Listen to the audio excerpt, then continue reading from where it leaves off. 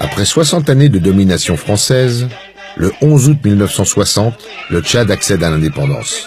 François Toumbalbaye, devenu chef de l'État, met en place un régime autoritaire. Le général Maloum, puis Hissène Habré renforceront la dictature. Le point de départ de la démocratisation et de la reconstruction du pays tout entier fut incontestablement le 1er décembre 1990, avec l'arrivée du président Idriss Déby au pouvoir. 3 jours plus tard, Idriss Déby, le nouvel homme fort du Tchad, lors de son premier discours officiel, déclare: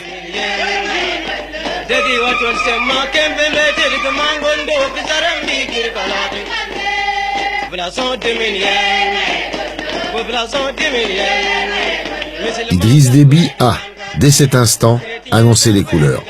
La finalité de sa lutte ne se limiterait pas seulement à l'éviction d'Hissène Habré, mais aussi et surtout à la libération de tout un peuple qui a tant souffert et qui a soif de liberté et de démocratie.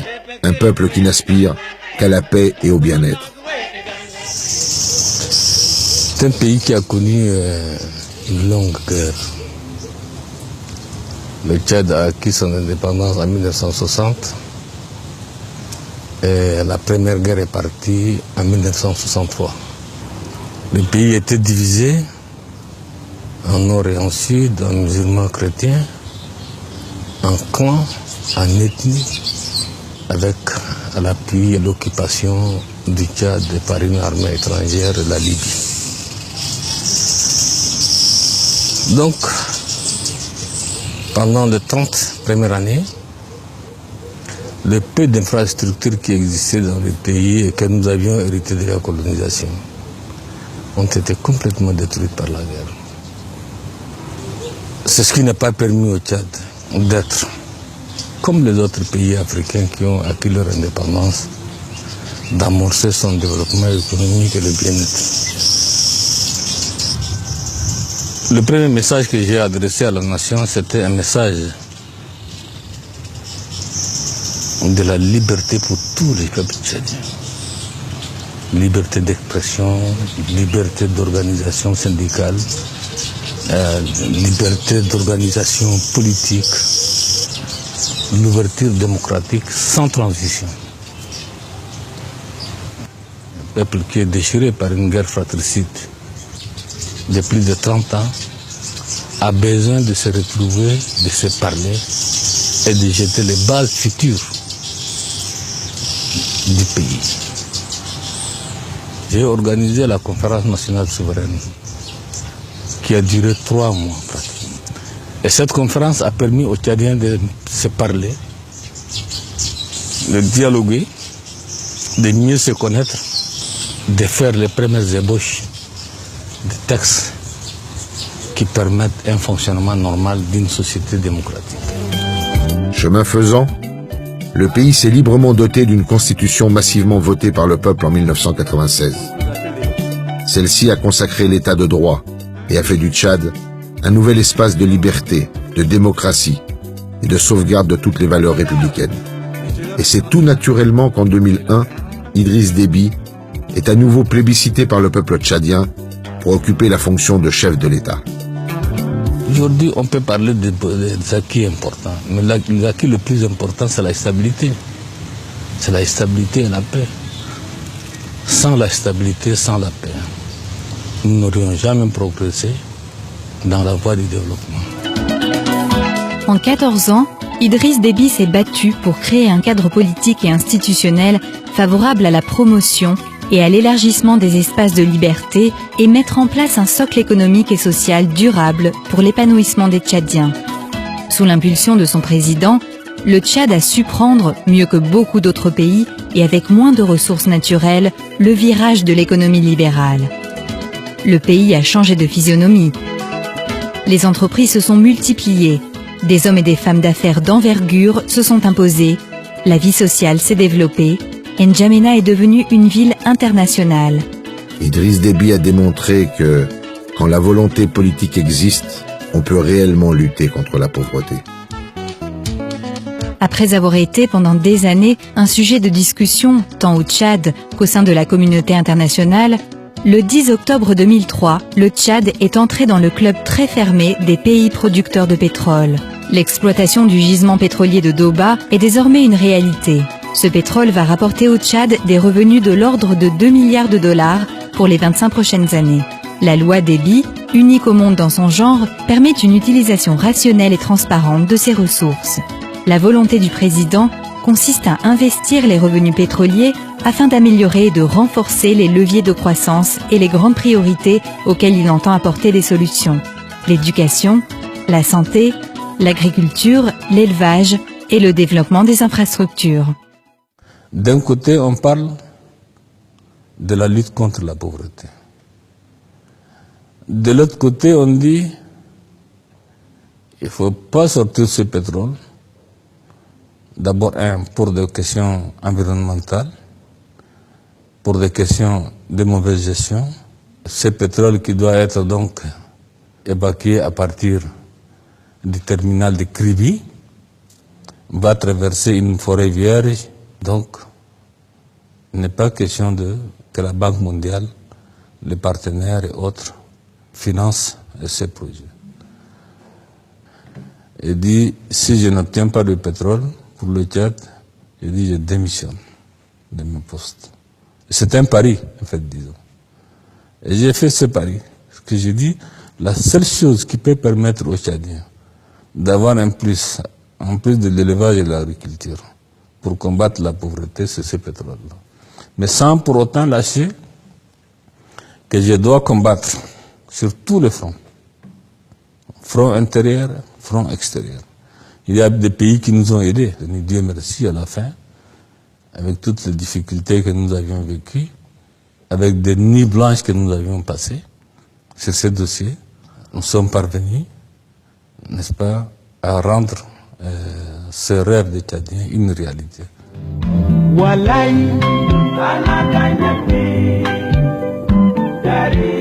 La loi Déby vise à répartir de façon efficiente et transparente les ressources pétrolières. 70% sont affectés au secteur prioritaire afin de lutter contre la pauvreté.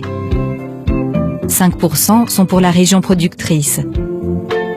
15% pour développer et renforcer l'administration tchadienne. 10% sont réservés au profit des générations futures. Des grandes initiatives ont été jetées par le G8. Par exemple, le président français disait, et pour aider l'Afrique, il faut imposer une taxe sur les produits d'exportation. Tony Blair, le Premier ministre britannique, disait il faut un fonds pour le développement de l'Afrique. Le secrétaire général des Nations Unies, Kofi Annan, disait il faut un plan Marshall pour l'Afrique. Moi, je dis franchement, ni l'un ni l'autre. Si et simplement si les pays développés, les grands pays, avec toutes leurs entreprises, les grandes entreprises qui exploitent les matières premières en Afrique, minières ou agricoles, je dis bien minières ou agricoles, accepter de gagner, bien sûr, mais de gagner juste et de donner juste aux Africains, nous n'aurions pas besoin d'une aide quelconque pour nous développer. Depuis l'accession au pouvoir d'Idriss Déby, de réels progrès ont été accomplis dans le domaine de l'éducation et de l'alphabétisation. L'éducation est pour le chef de l'État une priorité qui permet de combattre efficacement la pauvreté. La scolarisation des filles occupe une place de choix dans son programme politique. En 1990, au total des enfants tchadiens scolarisés depuis l'éducation de base jusqu'à l'université, c'est monté à 440 000. Pour un nombre de corps enseignants de 6 000, un peu moins de 6 000. Aujourd'hui, nous avons atteint, entre l'éducation de base et l'enseignement supérieur, autour de 1 700 000 enfants scolarisés. Et nous avons pris comme un secteur prioritaire. Il y en a d'autres secteurs prioritaires. La santé est un secteur prioritaire. Le développement rural est un secteur prioritaire. Nous avons essayé de faire avancer l'ensemble. Mais en donnant beaucoup plus d'importance à deux secteurs, surtout la santé et l'éducation. Depuis 1994 jusqu'à nos jours, chaque année, le département a connu une hausse de 20% du budget national. En 2004, nous avons essayé d'évaluer l'état des besoins exacts des salles de classe. Aujourd'hui, nous avions besoin de 6 900 salles de classe. Je vous laisse imaginer un peu le coût. Nous avons projeté de programmer la construction de 2000 salles de classe par an, commencé par 2006, 2007 et 2008. Donc c'est un budget programme qui va être établi pour les 3 années pour atteindre cet objectif. Et je crois que ce qui est important, c'est aussi une mutation nouvelle qui n'existait pas à l'époque. C'était une autre mentalité de voir de plus en plus de filles à l'école, autant à l'intérieur des grandes villes comme dans les petites villes aussi en province. Je crois qu'il y a une prise de conscience, que l'école c'est la base même de la société, du développement de la société. Mais le président insiste sur le fait que l'avenir du Tchad réside sur le secteur agricole, qu'il ne peut en être autrement lorsqu'on connaît le poids de ce secteur sur l'économie tchadienne. Près de 80% de la population vit soit de l'agriculture, soit de l'élevage. L'élevage, depuis 2002, a détrôné le coton et aujourd'hui, grâce aux ressources pétrolières, le Tchad pourrait voir toute son économie agro-pastorale se développer. Voilà un sujet important. Et vous savez que depuis l'indépendance jusqu'à une date récente, 2003, le seul produit d'exportation au Tchad était un produit agricole, donc c'est le coton, qui connaît aujourd'hui de sérieux problèmes sur le marché mondial. Et ça nous inquiète. Ça fait vivre quand même plus de 2 millions d'habitants au Tchad. La réflexion qui a été faite, elle est toute simple. Comment il faut arriver à maintenir la culture du coton tout en augmentant la production, bien sûr, et en même temps augmenter la production vivrière pour atteindre l'autosuffisance alimentaire. Nous attendons, avec le revenu pétrolier, que nous changions notre système de production, que nous passions à une production qui permette au Tchad d'avoir son autosuffisance alimentaire. Et aussi exporter vers les pays qui n'en ont pas et qui sont les pays africains de la sous-région de la CEMAC. C'est une grande ambition. Nous allons atteindre. Au niveau de l'agriculture, nous sommes très en avance. Au niveau de l'élevage, nous avons un élevage contemplatif. Il faut sortir de cet élevage contemplatif et rendre un élevage sur le plan économiquement viable. Le président Déby souhaite mettre l'expérience tchadienne de réconciliation nationale et de dialogue au service de la paix et de la stabilité en Afrique. Si nous avons une contribution à apporter aux pays africains, par exemple, qui sont en crise, c'est de leur dire, prenez notre exemple. Regardez-nous, nous nous sommes battus pendant 30 ans, mais nous sommes ensemble aujourd'hui pour bâtir un État.